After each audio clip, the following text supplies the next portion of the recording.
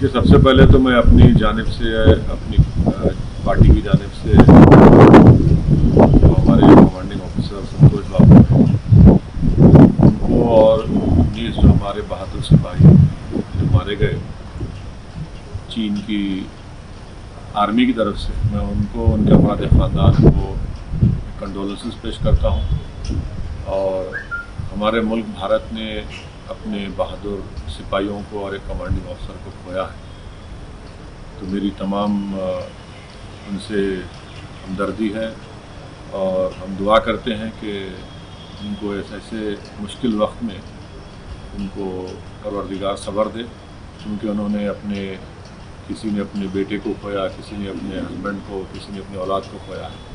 तो एक बहुत बड़ी कुर्बानी इन तमाम बहादुर सिपाहियों ने मुल्क की सालमियत के लिए दी है। दूसरी बात यह है कि पिछले अप्रैल के तीसरे हफ्ते से ये मुसलसल चीन की तरफ से गालवान वैली में, पांगसोंग सू में, वहाँ पर चीन की फ़ौज बड़ी तादाद में घुसकर करीब 4.5 किलोमीटर के करीब भारत की टेरिटरी को उन्होंने कब्जा किया। बार बार मोदी गवर्नमेंट तरफ से ही कहा जा रहा है कि नहीं कुछ नहीं, सब ठीक ठाक है, सब गलत है, सब गलत है।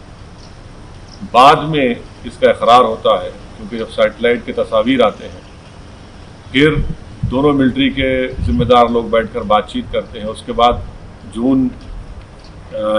6 जून को कहा गया कि डी एस्केलेशन होगा, डी एंगेजमेंट हो गया। सवाल ये पैदा होता है कि जब आप डी एस्केलेशन, डी एंगेजमेंट की बात करते हैं, तो फिर हमारे ये 20 सिपाही कैसे मारे गए? हम सबसे पहली बात प्राइम मिनिस्टर से हम पूछना चाहते हैं कि इसकी अकाउंटेबिलिटी किस पर है, इसका जिम्मेदार कौन है? क्या प्राइम मिनिस्टर जिम्मेदार है? क्या डिफेंस मिनिस्टर जिम्मेदार है? क्या होम मिनिस्टर जिम्मेदार है? क्या NSA जिम्मेदार है या CDS जिम्मेदार है? आखिर इसकी अकाउंटेबिलिटी किस पर फिक्स होगी? इन हमारे 20 जो सिपाही मारे गए, इसकी अकाउंटेबिलिटी किस पर फिक्स होगी? दूसरा ये कि इनकी जो जानें जा चुकी है, यकीनन इसका हुकूमत की तरफ से एक जवाब देना चाहिए, जिसको कहें कि एवेंज करना चाहिए। और उसका बेहतरीन तरीक़ा ये है कि चीन को हम हमारी टेरिटरी से उनको हटाएं। जो टेरिटरी उन्होंने भारत की टेरिटरी थी, उस पर कब्जा करके बैठे, वरना इन तमाम सिपाहियों की जान जो गई है वो रायगा चले जाएगी। अगर इनकी जान को जो चली गई है रायगा नहीं जाने देना चाहिए। इनकी जान की अगर अहमियत है तो हम वज़ीर आज़म, प्राइम मिनिस्टर से, मोदी से इस बात का मुतालबा करते हैं कि आप चीन को हटाइए हमारी ज़मीन से, आप अकाउंटेबिलिटी फिक्स करिए। ये सबसे अहम बात है। तीसरी बात यह है कि प्राइम मिनिस्टर को बताना चाहिए देश को, क्योंकि देश में आज हमारे इन 20 सिपाहियों की मौत के बाद बहुत गम और गुस्सा है। देश ये जानना चाह रहा है कि चीन ने आखिर कितनी हमारी ज़मीन पर कब्जा किया है।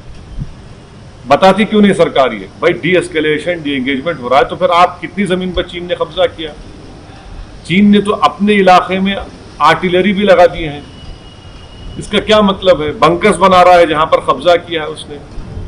तो प्राइम मिनिस्टर को ये बताना चाहिए कि चीन ने हमारी कितनी ज़मीन पर अंदर घुसकर कब्जा किया है। ये बहुत अहम है, इसलिए कि ये पहली मर्तबा चीन इतनी बड़ी तादाद में अपनी फ़ौज के साथ भारत के इलाकों में घुसा है। करीब 40 साल के बाद बगैर गोली चले हमारे सिपाहियों को मार मार कर इनकी जान ले ली गई है। तो प्रधानमंत्री को बताना पड़ेगा। कैजुअलिटी उधर भी हुई है सर। अब भाई अगर उधर हुई है तो फिर आप बता दीजिए ना। अगर कैजुअलिटी हुई, कैजुअलिटी का होने का मतलब ये तो नहीं है कि हमारी ज़मीन से छोड़ के चले गए। हमारी ज़मीन पर आज भी वो लोग कब्जा करके बैठे हैं। 4.5 किलोमीटर अंदर भारत की टेरिटरी में चीन की फ़ौज बैठी हुई है। गालवान में जो भारत का इलाका है, हद तो ये हो गई कि कैसे ये सरकार इस बात पर राजी हुई कि जब 2 आर्मी के कमांडर्स की मीटिंग हुई तो भारत की टेरिटरी पर चीन कैंप लगाता है और वहां जाकर हम बात करते हैं। तो ये तो बहुत ही सदमे की बात है, तकलीफ दे बात है। इसलिए उम्मीद करते हैं कि प्राइम मिनिस्टर इन तमाम चीज़ों का जवाब देंगे। आपको लगता है कि ये सरकार का फेल्योर है, ये डिप्लोमेटिक फेल्योर है, स्ट्रेटेजिक फेल्योर है? यकीनन इनकी जिम्मेदारी है ना। जब आपको तमाम रिपोर्ट्स मिल रही थी कि चीन की आर्मी गलवान में, पोंगसोन सू में, हमारा इलाका है, वहां पर ये लोग दाखिल हो रहे हैं, हमारी टेरिटरी पर आ रहे हैं, तो फिर जिम्मेदारी किसकी है? फिर ये क्यों इतनी खामोशी है? वजीर प्राइम मिनिस्टर कहते हैं कि हम खामोश नहीं बैठेंगे, प्रोवोक अगर करेंगे। सर, वो तो हमारे 20 लोगों की जान ले चुके हैं, हमारी भारत की टेरिटरी पर कब्जा कर चुके हैं। सरकार इसके बारे में क्या करने वाली है? और ये भी बताना चाहिए मोदी सरकार को कि क्या चीन की पास हमारे अभी कोई फौजी है उनके कब्जे में? उसका नंबर बताएं। वे बताते क्यों नहीं देश को? आप कब तक छुपाएंगे? आप लोग छुपा छुपा के तो आज ये नौबत आ गई कि आज हमारे 20 सिपाहियों की मौत होगी। सर, ये भी कहा जा रहा है कि ऐसे समय पे सरकार के साथ खड़े होने की ज़रूरत है, और आप जैसे सियासतदान नींद में एक निकाल रहे हैं। बिल्कुल नहीं, मैं तो आज भी सरकार के साथ खड़ा हूं। मैं तो सरकार से ये पूछ रहा हूं कि हमारी कितनी जमीन पर चीन ने कब्जा किया। पहले तो सरकार ने कहा कि कुछ नहीं हो रहा है, सब ठीक ठाक है, चंगासी कहा। बाद में मालूम हुआ कि भाई इन्होंने कब्जा कर लिया। तो भाई कितना जमीन पर कब्जा किया बताए ना देश को। देश को बताने में आखिर इतनी तकलीफ क्या हो रही है? आप बताइए देश को कि चीन ने, यकीनन चीन ने हमारी टेरिटरी पर कब्जा किया है। गलवान जो हमारा इलाका है, पोंगसोन सू लेक हमारा इलाका है, जहां पर चीन कभी नहीं आया, वहां पर चीन पहुंच चुका है। तो हम सरकार के साथ खड़े हैं, मगर इसका यह मतलब नहीं है कि कोई चीन की फौज पीएलए हमारी जमीन पर कब्जा कर ले और हम खामोश बैठे रहे, आंख बंद कर ले। भाई जितना मुल्क बीजेपी का है उतना मुल्क मेरा भी तो है, मुझे भी तो पूरे देश को जानना चाहिए। पूरे मुल्क में गम और गुस्सा है। इन मरने वालों का भारत सरकार इसका कोई रद्दोबदल या कुछ रिएक्शन करेगी या नहीं करेगी?